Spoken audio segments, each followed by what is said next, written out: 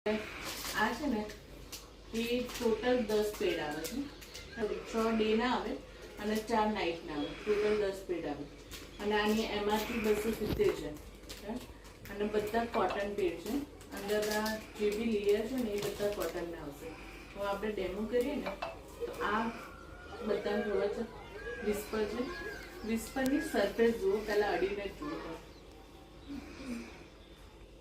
Plastic છે ને એ ખ્યાલ આવી જાય તરત જ. અને આની સરફેસ ના અડી જુઓ. આ આપણું છે બ્લુ ગાર્ડન. તમે અડશો ને એટલે તમને ખ્યાલ આવી જશે કે આ કોટન છે. અત્યારે ગવર્મેન્ટ પણ એમ કહે છે કે ઘરમાં કચરો ના રખાય, પ્લાસ્ટિક બધી કોઈ વસ્તુ નહીં. તો આપણે જો આપણા જે હાઇજીન એરિયા છે ત્યાં આપણે જો આ વસ્તુ યુઝ કરીએ પ્લાસ્ટિક વાળી તો કેટલું નુકસાન કરે. અને ભવિષ્યમાં અત્યારે જે સર્વાઇકલ કેન્સર છે, ગર્ભાશયના કેન્સર જે વધી રહ્યા છે એ આના કારણે વધારે વધી રહ્યા છે. આની પહેલી જે સરફેસ છે ફર્સ્ટ લેયર,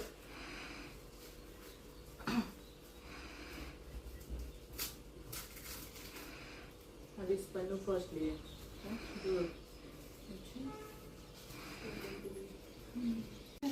આખું કોટન લેયર છે. પાણીએ ને એના ઉપરથી જ ખ્યાલ આવે છે.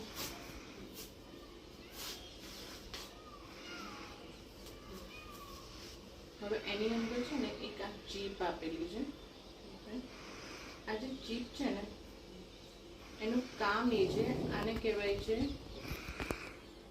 એન્ટીબેક્ટેરિયલ ચીપ બી કહેવાય. આનું કામ મેઇન વસ્તુ એ છે કે એ આપણા જે પીરિયડ્સમાં ક્રેમ્પ આવે ને, જ્યારે બેક પેઇન થાય, પછી વધારે દુખાય, પછી બેડ સ્મેલ કેવું આવતું હોય ને એને કંટ્રોલ કરવાનું કામ કરે છે. આ ચીપનું કામ એ છે.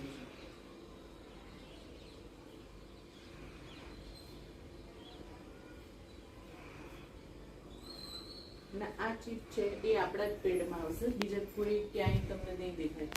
માર્કેટના કોઈ પણ પેડમાં આ ચીપ નહીં આવે. આનો આપણે ડેમો કરીએ કે આ પ્લાસ્ટિક છે ને આ કોટન છે. પ્લાસ્ટિક હોય ને એ તરત મેલ્ટ થઈ જાય.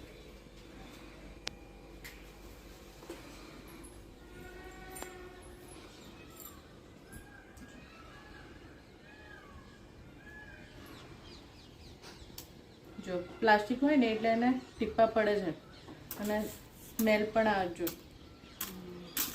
આ પ્લાસ્ટિક છે. અને કોટન હોય ને તો કોટન તરત આખું સળગી જાય. રૂ કેવું સળગી જાય. શું થયું? જો આ કોટન છે, આ કોટન છે એટલે જો તરત સળગવા લાગ્યું આખું.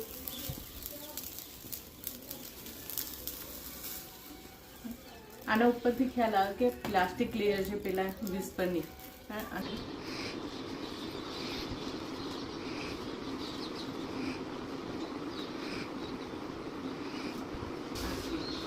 કેમ કે આજે કે છે ને બાયોડિગ્રેડેબલ છે, કે એન્વાયરમેન્ટ ફ્રેન્ડલી છે.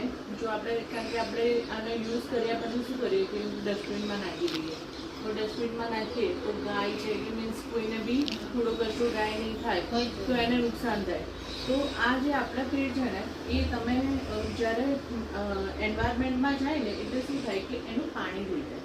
સોલ્ટ, કારણ કે એન્વાયરમેન્ટ સોલ્ટી હોય, એમાં સોલ્ટનું પ્રમાણ હોય. તો આપણે જે પહેલાં શીખ્યા હતા નાના હતા એમાં આપણે નાખીએ અને કેટલું સોક કરે. જે બી હેવી ફ્લો આવે ને તો એ હેવી ફ્લોને કેટલું એ રોકી શકે છે. અને આ છે વિસ્પરનું લેયર.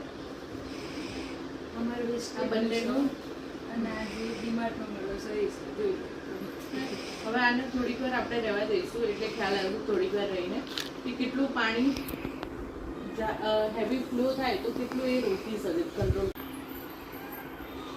આ જેલી થઈ ગઈ અને આપણે આમ કરીએ ને પાણી લોક થઈ ગયું. પાણી બધું એને લોક કરી નાખ્યું.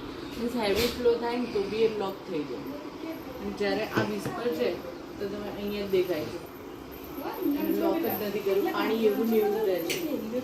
કારણ કે આમાં બી આ જે છે ને સેકન્ડ લેયર એ બી પ્લાસ્ટિક નહીં. એમાં થોડુંક કોટન છે ને થોડુંક પ્લાસ્ટિક છે એટલે પ્લાસ્ટિક કોઈ દિવસ એબ્ઝોર્બ જ નહીં કર્યું. અને હવે માનો કે આપણે બહાર નાખી દીધું બરાબર પેટ. હવે એને આપણે કારણ કે એન્વાયરમેન્ટમાં મીઠું હોય મીન્સ સોલ્ટી એન્વાયરમેન્ટ હોય, હવે મીઠા જોડે જ્યારે આ નાખીશું ને એટલે તમે જોઈ જશો પાછું એનું પાણી સ્વરૂપ કરી નાખશે.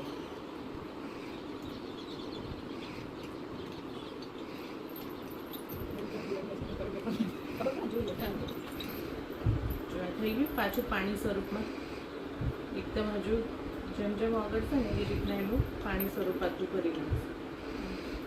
એટલે બહાર આપણે ફેંકી દઈએ તો બી એન્વાયરમેન્ટને નુકસાન ના થાય.